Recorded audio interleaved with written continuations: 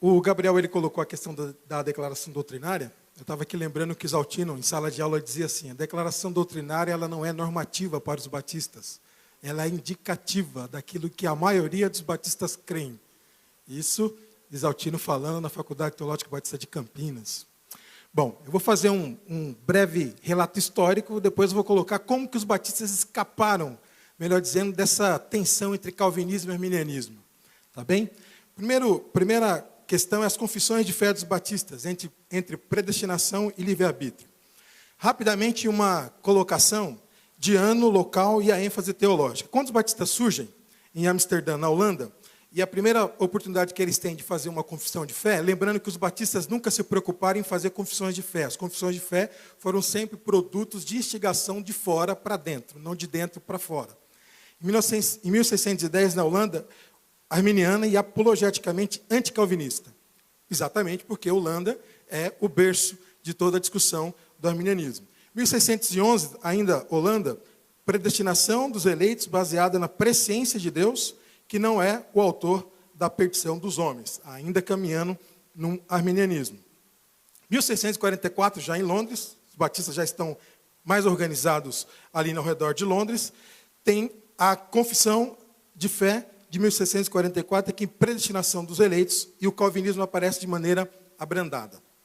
1651, também em Londres, as 30 congregações que surgiram como uma associação entre gerais e particulares, transitam entre calvinismo e arminianismo, o livre-arbítrio e a dupla predestinação não são afirmados, exatamente para ligar esses dois grupos que estavam caminhando de maneiras antagônicas nesse tema.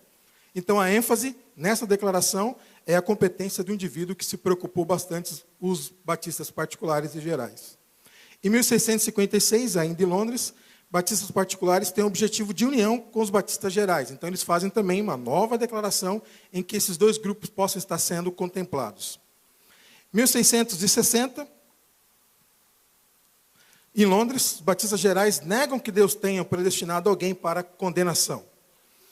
1656, né, que eu falei, e agora 1677, ainda em Londres, é uma declaração parecida com a de 1644, reflete um pouco a confissão presbiteriana de Westminster de 1646, tendendo para o calvinismo.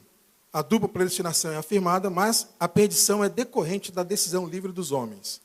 E aí, em 1689, essa fadada confissão que tem gente discutindo a todos os cantos na internet, o calvinismo é definido na confissão, mas a noção de livre-arbítrio também está presente nessa de 1689. Então, nós percebemos que essa tensão sempre acompanhou os batistas, desde a sua origem, e foi passando de um lugar para outro, até que eles encontraram o meio termo para ambas. Então, aqui nós temos calvinismo, arminianismo e os batistas. Eu faço questão de colocar os batistas no meio, por último, exatamente por isso. Alvo da salvação, no calvinismo, indivíduos previamente eleitos por Deus. Daqui a pouco ele vai discutir sobre isso. No arminianismo, que o pastor Gabriel já colocou, indivíduos também previamente, aqueles que vão ser conhecidos ainda por Deus, e eles, então, elegem esses daí. E os batistas? Todos os humanos, todos os seres humanos. Aí eu colocaria também toda a criação. Eu acho que eu já até corrigi esse slide aí. Aqui está diferente. Toda a criação. A base da salvação, no calvinismo, é de cima para baixo, soberania de Deus. A base da salvação do arminianismo é de baixo para cima, liberdade humana. Os batistas, então, optaram pela questão da graça de Deus. Nem de cima para baixo, nem de baixo para cima, pela graça de Deus como base da salvação. Dentro da história, no calvinismo, é algo determinado. Deus já fez, já aconteceu, só está fechando o círculo, e a escatologia dentro do calvinismo ela perde bastante. No arminianismo a história ainda está aberta, ela está sendo ainda colocada, e o indivíduo ainda de alguma forma, previamente escolhido por Deus, pela sua presciência, pode participar disso. Já os batistas entendem que a história ela tem a participação de seres humanos e de Deus juntamente na história. Tá? Então, essa é algumas diferenças que vai ser colocada também na declaração, assim como ele citou, mas eu vou frisar exatamente essa questão da base da salvação, que é graça de Deus para os batistas, e ela vai ficar representada na declaração. Bom, a salvação é otorgada por Deus pela sua graça, mediante arrependimento do pecador e da fé em Jesus Cristo como único Salvador e Senhor. Eleição é a escolha feita por Deus em Cristo desde a eternidade, de pessoas para a vida eterna, não por qualquer mérito, mas segundo a riqueza da sua graça. Antes da criação do mundo, Deus, no exercício da sua soberania divina e à luz de sua presciência, aí sim, ela já está presente também, o arminianismo que acompanhou os batistas desde o seu início, de todas as coisas, elegeu, chamou, predestinou, justificou, glorificou, aqueles que, no decorrer dos tempos, aceitariam livremente o dom da salvação. Ainda que baseada na soberania de Deus, essa eleição está em perfeita consonância com o livre-arbítrio de cada um e de todos os homens. A salvação do crente é eterna. Os salvos perseveram em Cristo, o único ponto do calvinismo que também está na declaração. E estão guardados pelo poder de Deus. Nenhuma força ou circunstância tem poder para separar o crente do amor de Deus em Cristo Jesus. O novo nascimento, o perdão, a justificação, a adoção como filhos de Deus, a eleição e o dom do Espírito Santo asseguram aos salvos a permanência na graça da salvação. Então, ele não ficou nem na questão da liberdade extremamente humana, nem na soberania, optou em fazer a questão da graça transitar nessa tensão entre calvinismo e arminianismo. E aí, quando os batistas vão ser formados na sua gênese teológica aqui no Brasil, nós temos alguns expoentes. E esses expoentes que foi colocado ali, embora o Gabriel tenha confundido no primeiro slide a fotinha do Langston, colocou do Zacarias Taylor, tá bom, irmão? Esse expoente nessa trajetória, ele vai ser o seguinte. Wilson Sorém, pastor da primeira igreja do Batista do Rio de Janeiro, ele vai ser um dos primeiros a combater esse calvinismo mais severo que tem no Brasil. Então ele vai escrever um livrinho e ele mesmo vai colocar essa frase aí que eu fiz questão de colocar entre aspas. Predestinismo calvinista. Por quê? Porque a ênfase dele era que a igreja pudesse se dedicar em missões. E ele entendia que o calvinismo, de maneira severa, atrapalharia esse ímpeto da igreja se dedicar em missões. O Mullis, que escreveu um livrinho sobre axiomas da religião, ele vai dizer que lá tem dois axiomas mais importantes. O primeiro deles, Deus é santo, amoroso e tem o direito a reinar como soberano. Axioma. Segundo, todas as almas têm igual direito de se chegarem diretamente a Deus. E aí Israel Belo de Azevedo, que vai escrever um livro, Celebração do Indivíduo, que aliás todo batista deveria ler, ele vai dizer o seguinte: a doutrina da predestinação e os batistas aceitam, mas em tais termos que no fundo a negam. Porque a declaração, em nenhum momento, afirma que Deus, como ensina o calvinismo, decreta salvar umas pessoas e condenar outras. Aí o Langston, que eu não colocaria ele como arminiano, de jeito nenhum, o Langston vai dizer o seguinte: a graça de Deus torna o homem competente para a salvação, fazendo-o cooperar com Deus na obra da salvação, viu? Então a história está participativa, a graça é a base da salvação e ela está sendo construída juntamente com os seres humanos. E aí o Landerston, que deu aula no Seminário do Sul por muito tempo, escreveu um livro também, Teologia dos Princípios Batistas, que é uma raridade, não está mais disponível, infelizmente. Ele vai dizer que os batistas entendem a graça divina como graça imediata, graça recebida na experiência direta com Deus. Então a base não é nem calvinista, nem arminiana, a base é graça de Deus. Nem soberania de Deus, nem liberdade humana, é graça de Deus. Isso vai ficar claro quando a gente entende também que eles fazem uma opção, ainda que eles não estejam muito claramente isso é uma interpretação minha, eles fazem uma opção pela história da salvação. Então, eu diria que seria um meio termo para os batistas. Israel, povo eleito de Deus, povo em que Deus, amorosa, escolheu, revelou-se em amor e é eleito. Jesus, vindo porém à plenitude do tempo, Deus enviou seu filho, nascido de mulher, nascido sob a lei, para resgatar os que estavam sob a lei, a fim de que recebêssemos a adoção de filhos. E a adoção de filhos aqui não é de uns e de outros. A adoção aqui é a questão de todos. Quando entra na igreja, nós temos a eleição do Antigo Testamento, visou o povo de Israel, Deuteronômio capítulo 7, Deuteronômio capítulo 14, e a predestinação do Novo Testamento. E ela nunca é individual, ela é coletiva. A igreja agora é o novo Israel.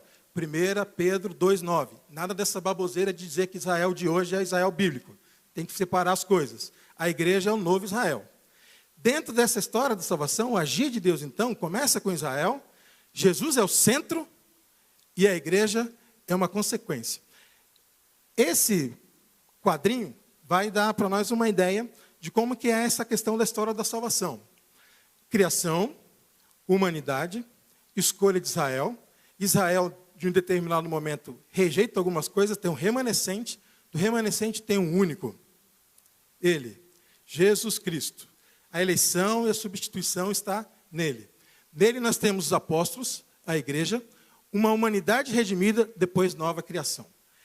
Esse quadrinho aí está naquele livro do Oscar Cullmann, Cristo e o Tempo. Pode voltar um pouquinho lá, meu irmão. Cristo e o Tempo. E dentro do judaísmo, a salvação acontece no final. E dentro do cristianismo, a salvação é no meio, depois a parousia. Sempre no meio, depois a parousia. Ou seja, não é possível separar a igreja de Jesus. E não é possível separar a história dele. Então a história está concentrada nele. Ele divide a história e é por ele que nós conhecemos o plano e a revelação de Deus em Jesus. Então não é possível dizer que a história está à margem do próprio Cristo, assim como o calvinismo, nesse sentido. E aí, chegando um pouquinho mais, eu não falei que eu não ia demorar muito, né, meu irmão? Chegando um pouquinho mais, aí sim você pode passar. Russell Shedd, ele tem uma tese de doutorado, Solidariedade da Raça, e agora está publicado um novo título, que é O Homem em Comunidade, a solidariedade da raça na teologia de Paulo. Essa é a tese de doutorado dele, que no começo muitos batistas fizeram questão de não ler muito bem, sabe? Como é que funciona? Porque ele foi bem pra caramba aí, tá? Deu aula aqui na Faculdade Teológica Batista de São Paulo por muito tempo, é o fundador da Edições Vida Nova. O Shedd vai dizer o seguinte: a teologia de Paulo parte de uma personalidade coletiva ou solidariedade da raça. Adão e humanidade. Paulo, a raça humana constitui uma personalidade coletiva em Adão. Depois nós temos a aliança em Abraão, com seu próprio povo, Gênesis capítulo 12. Isso, então, dá uma sequência. Dessa Israel surge, então, Cristo. E o Cristo é o novo Adão. E com ele surge uma nova aliança. Quando passa para a igreja, o Shedd vai colocar isso no texto de várias formas, quando passa para a igreja, temos Israel, e agora a igreja substitui Israel. Ele faz uma exegese também de Romanos, capítulo 9 até o 11, substitui Israel. Israel, então, agora nós temos, depois de Israel e a igreja, temos um povo da nova aliança, que é a igreja, e depois uma nova humanidade, uma nova criação. A predestinação não tem relação com indivíduos, mas sim com a igreja. Israel é eleito, a igreja é predestinada. Não se trata de indivíduos, se trata de povo. Israel é eleito e a igreja é predestinada. Não é uma questão de previamente conhecer ou não, se trata da história. Deus se revela na história através de Jesus. Sem ele não conheceríamos nem mesmo quem é Deus, nem mesmo que é salvação. Então não tem como tirar Deus do centro da história. Não tem como tirar, melhor dizendo, tirar Cristo do centro da história. Não tem como tirar Cristo da história da salvação. E aí o Langston, que o meu amigo colocou ele como arminiano. Jamais. Jamais. O princípio do individualismo e suas expressões doutrinárias, o Langston vai detalhar muito bem as suas ideias sobre isso. Ressaltei uma frase: a salvação continua a criação de uma raça de homens bons.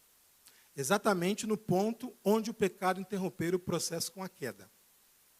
O homem falhou, deixando de cooperar com Deus na primeira criação. A minha base lá atrás, mas de maneira maravilhosa, Deus obtém essa cooperação na segunda criação ou na salvação. Então, o Langston, mesmo sem saber, ele já está optando por uma história da salvação, em que a história está aberta, participativa de Deus e do homem, tendo Cristo como centro de tudo isso. Tá bem? Então, se fôssemos definir se Batista é arminiano ou calvinista, eu falaria que nem é nenhum dos dois. Nenhum nem outro. E a base de um, necessariamente é para o outro. Tá bem? Embora haja perspectivas calvinistas e arminianas ao longo da história, essa tensão foi superada. Por quê? Porque para os batistas, necessariamente, as disputas doutrinárias não é um problema. Não é um problema. Porque os batistas surgem como princípios e não como doutrinas. Princípios está logo no primeiro ponto, não doutrinas. Os princípios vêm primeiro e a doutrina só é consequência dos princípios. Dentro do tempo aí, ó. Muito bom, já foi. Obrigado, gente. Como você ainda tem 5 minutos, 4, 4. Eu vou te perguntar se você daria um nome para essa corrente que não é nem calvinista, nem arminiana. Eu vou começar pegando pesado aqui, né? Mas se você daria, ou se existe, né, pastor Alonso? Não, senhor, não, a gente brinca aqui, não vamos resolver esse problema de tantos séculos aqui hoje, né? Mas se existe um nome aí que os alunos e aqueles que assistem podem pesquisar mais. Eu diria que os batistas, dependendo da visão aqui no Brasil, né, eles estão dentro da história da salvação. O Langston é um grande representante desse segmento. Então, dentro dessa tensão, como ele era tanto ele como eles, alguém que estudava bastante esses dois movimentos, ele entendeu que haveria uma outra vertente que não seja nenhuma calvinista, nem outra arminiana. Uma outra vertente. Eu diria, então, que é dentro da história da salvação.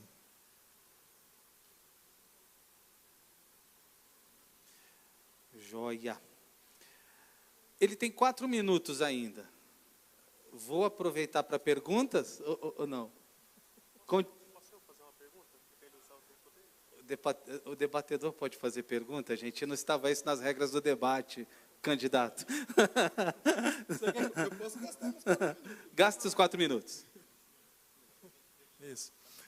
Bom, dentro disso, eu não vejo assim necessariamente essas disputas que nós temos, ainda mais quando vamos para a internet, no YouTube, em que há um segmento dentro dos batistas puxando muito fortemente para que batistas reconheçam a declaração de 1689 como a principal. Tem um livro, eu acho que o Gabriel conhece, que é do Marcos Paixão. Ele conseguiu ver na declaração doutrinária da CBB que ali tem calvinismo. Ele vai escrever isso lá, pois é. Aí eu falei assim, mas como que é isso? Porque tenta-se de todo jeito puxar para isso, para dizer o seguinte, que os batistas, desde a sua origem, foram calvinistas. Isso não é verdade. Eles tiveram atenção, fizeram essa tensão acontecer, de um jeito ou de outro, mas tem coisas que os batistas sempre priorizaram antes de qualquer disputa doutrinária. E essas coisas que eles sempre priorizaram foram os princípios.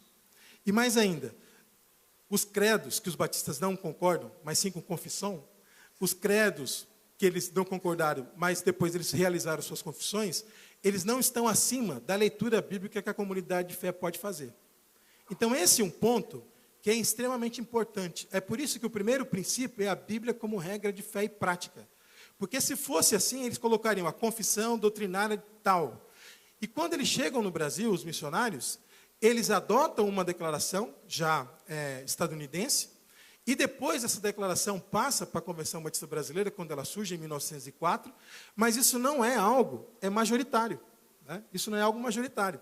E há disputas em relação a isso, só vai surgir quando os batistas precisam responder sobre o carismatismo, sobre a cisão que acontece na década de 60. E aí surge a Comissão dos 13 e a nossa declaração hoje de 1986. Antes disso, a declaração estava caminhando muito bem.